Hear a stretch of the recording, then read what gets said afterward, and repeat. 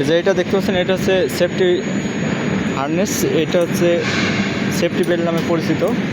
এটা কীভাবে পড়তে হয় সেটা দেখাচ্ছেন আমাদের মানিক ভাই।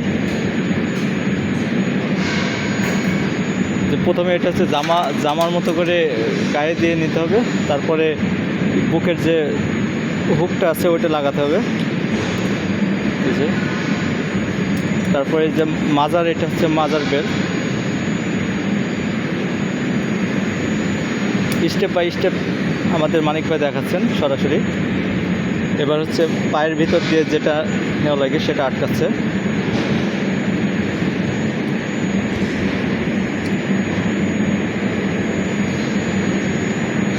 এটা আপনাদের মূলত দেখানোর উদ্দেশ্য এটাই যে আমাদের এটা এক কথা প্রজেক্টে যারা আছে সবার জন্য এটা আবশ্যকীয়।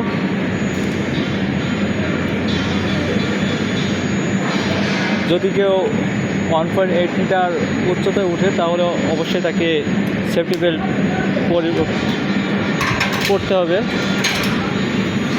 এই যে দেখছেন সেফটি বেল্ট পরা হয়ে গেল। এটা যারা নতুন দেখছেন অনেকে এটা পড়তে পারেন না, যার কারণে আপনাদেরকে দেখানো হলো। এ পর্যন্তই।